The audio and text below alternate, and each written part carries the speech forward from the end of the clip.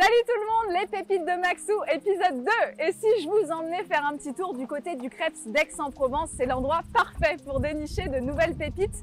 C'est ici que le pôle France de squash est basé. Et parmi ces jeunes champions, il y a Brice Nicolas. C'est la toute première fois que je vais le rencontrer. J'ai hâte de vous faire découvrir le quotidien d'un squasheur. C'est parti. Il fait des squats. Ça envoie du squat au squash. Hein. Un peu. Ça va, Brice? Comment tu vas? Je suis très contente de te rencontrer. Merci de nous accueillir dans cette belle salle de muscu du Krebs. Ouais. Qu'est-ce que tu nous as prévu aujourd'hui? Bon, aujourd'hui, là, j'ai une petite séance de muscu ce matin. Et après, à midi, je vous invite chez moi. Hier, en plus, il y aura ma mère qui est pas souvent là, parce que je viens de Nouvelle-Calédonie, du coup. Ouais. Et donc là, elle reste là pour un petit mois. Et cet après-midi, j'ai match avec les grands. Bon, comment tu vas, toi, en ce moment? Bah, ça va nickel, là, début de saison, plein de tournois prévus, là. Donc là, j'attaque fort la prépa physique. Eh bah écoute, je te regarde. Super. Pour vous en dire un petit peu plus sur ma pépite du jour, Brice, il a tout juste 20 ans et il vient de Nouvelle-Calédonie, c'est carrément pas la porte à côté. Il quitte son île à 14 ans, il intègre le pôle France d'Aix et l'équipe de France. Il est champion de France dans toutes les catégories chez les jeunes. Il s'est même hissé en quart de finale au championnat du monde junior moins de 19 ans en 2022. Fini les juniors, maintenant Brice, il va falloir faire sa place en senior. Il est actuellement 158e joueur mondial.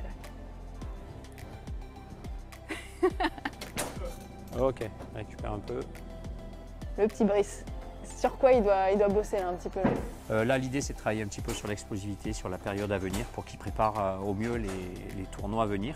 Là, tu es clairement en train de façonner un champion, si je peux dire, entre guillemets. Tu le prends jeune, il a 19 ans, il a un objectif Jeux Olympiques maintenant à Los Angeles, un objectif de grimper au classement chez les seniors.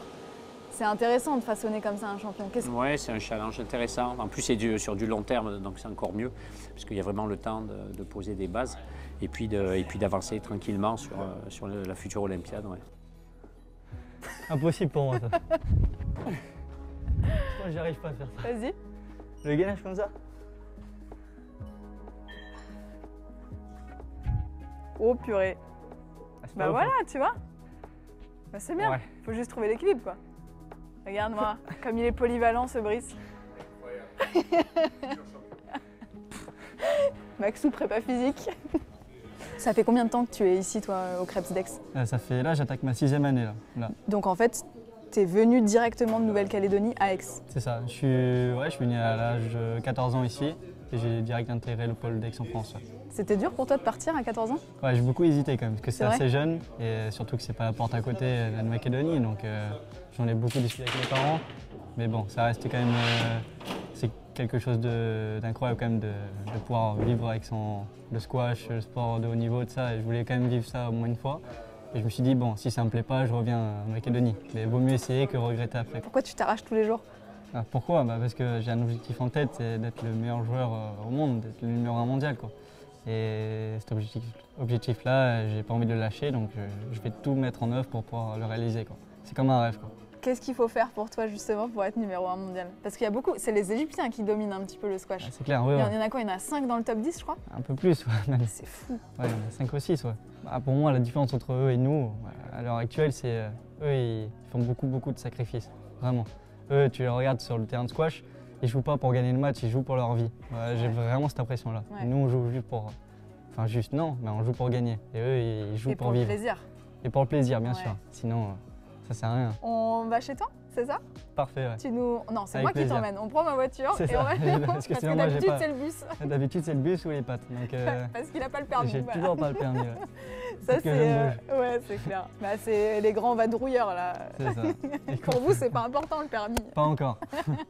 Allez, c'est parti. On va retrouver la maman. Allez. Ça y est, on est arrivé chez toi? Ça y est, voilà, c'est au 2e étage, là. Voilà. Ok.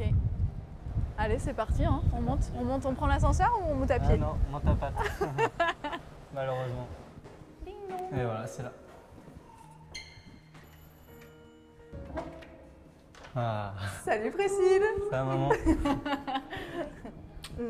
Ça va? Bonjour. Enchantée. Moi aussi. Oh, il y a les chats. Eh oui, il y a 2 petits chats. Tu m'en as parlé de ceux-là. C'est vrai. Ils sont mignons. Ouais. Qui voulait des chats? Ma copine, elle en voulait. C'est vrai? Ah ouais, elle en voulait à tout prix. Ouais. T'en aurais pas pris sinon? Bah moi, vu que je voyage beaucoup, pas trop peut-être. Hein. Mais là, bon. Avoue, maintenant, t'es devenu gaga. Je suis gaga maintenant, ça y est. Je suis gaga des chats, bien sûr. Ok. Donc voilà, ça c'est le salon. Collection? Ouais, je suis un fan d'animé, on va dire. Mais tu sais que t'es vraiment pas le premier sportif à être un fan d'animé. Je regarde beaucoup. Ouais. À chaque fois que je rentre dans un appart, il y a souvent des mangas, des trucs comme ça. Ouais. Bah, moi, je regarde beaucoup des animés et je lis quelques mangas. Mais ok. Voilà ça, toutes les photos. Ça, c'est l'amour et la famille, ça. Ouais. Mais elle a mis toutes les photos. C'est énorme. Ouais, c'est cool. Ça, le muscu, petit dressing de madame. Important, elle a raison, elle a raison. Ouais, c'est énorme. Ouais. C'est là où je fais ma mobilité, où je m'étire tout ça le soir. Oui, parce que Patrice, il a dit qu'il fallait que tu travailles ta mobilité. Ah oui, c'est cata. Surtout ma mobilité des hanches. Ça, c'est pas ouf. Petit meuble à chaussures. C'est ça. Et la petite chambre. Voilà. T'aimes bien les baskets aussi, non? Ouais. J'adore la basket. Ouais, moi aussi. Ah, vous avez fait le truc des yeux. Ah, c'est énorme ça. Ouais. Vous l'avez fait à Aix? On l'a fait à Aix, ouais. Mais on l'a cassé. Comment tu découvres le squash? Donc, tu es né en Nouvelle-Calédonie. C'est ça. Ouais. Comment ça vient dans ta vie? Bah moi, j'ai commencé par le tennis. Donc, tout jeune, j'ai commencé à 3-4 ans. Et après, à 12 ans, en fait, dans ce club-là, il y a le tennis, le foot et le squash. Et mon oncle tenait le snack avec ma mère. Et donc, il y avait le tournoi de squash et ça m'a plu. J'ai direct accroché et du coup, j'ai commencé à 12 ans et demi, 13 ans, le squash. À quel moment tu te dis, tiens, je vais aller en métropole m'entraîner bah ça, c'est grâce à mon coach David et aussi à Enzo Corigliano qui m'a beaucoup aidé par rapport à ça. Parce qu'en gros, c'était le plus fort de Nouvelle-Calédonie. Qui était parti en France, Enzo, et est parti en France justement pour faire sport-études. Et quand il revenait en vacances, on était tous waouh, il est là, il nous donnait des conseils, tout ça. Je voulais faire comme lui. C'était un rêve de pouvoir aller en France et découvrir ce que c'était le sport de haut niveau, tu vois. Et c'est dur pour toi de... Là, tu restes un mois ici, mais le reste de l'année, tu le vois pas? Non. Comment vous appelez souvent? On s'appelle on s'appelle sur Messenger et puis moi j'essaie de le suivre un maximum quand il fait des lives.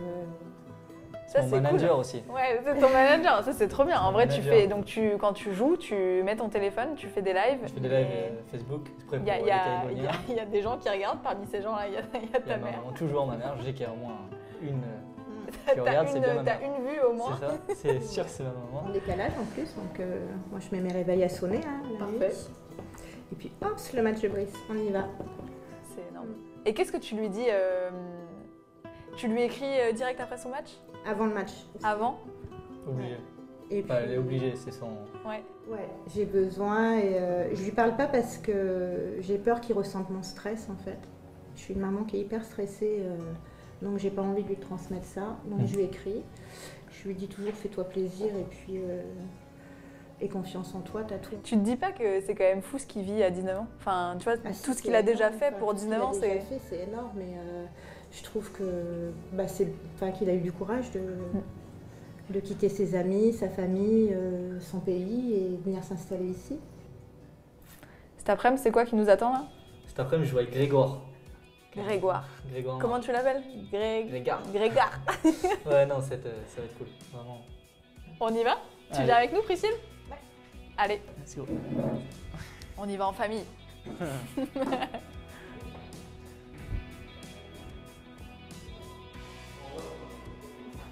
Et ben voilà, de retour aux crêpes, hein.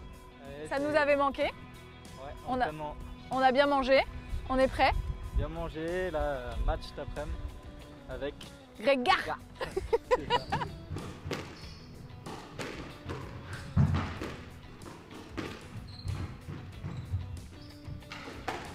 Là, ce qui est intéressant pour Brice, c'est qu'il est avec un joueur du top 20 mondial, donc il joue à un rythme